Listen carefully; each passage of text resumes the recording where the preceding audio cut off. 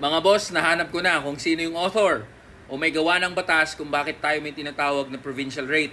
Ang Wage Rationalization Act of 1989 ay naging batas dahil kay Congressman Alberto S. Veloso at Senador Ernesto Boy Herrera. Sino ba yung dalawang hayop na mambabatas na yan? Si Congressman Alberto Veloso ay representative ng 3rd District ng Leyte mula 1987 hanggang 1998. Siya ay galing sa pamilya ng mga Veloso na hanggang ngayon ay aktibo sa politika sa Leyte. Siya ang author at nag-file ng House Bill No. 23227 na counterpart nitong provincial rate sa Kongreso. Sa kabilang banda naman, si Senador Ernesto Boy Herrera ang nagsulong ng provincial rate sa Senado.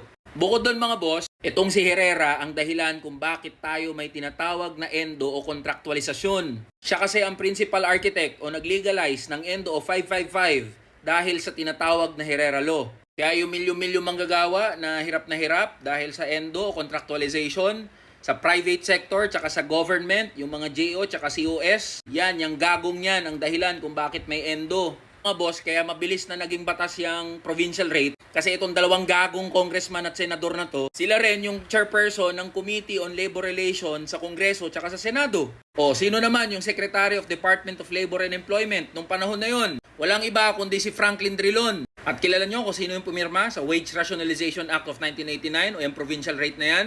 Walang iba kundi si Corazon Cory Aquino. Kaya mula 1989, nung naging batas yung provincial rate na yan, mas nabarat ang sahod ng mga manggagawa sa probinsya at nagsiksikan ang mga tao dito sa Metro Manila. Nakakalungkot, wala ni isang presidente mula kay Cory Aquino hanggang kay Bongbong Marcos ang may lakas ng loob na i-review man lang itong Wage Rationalization Act of 1989. Yung mga senador tsaka congressman, ganun din.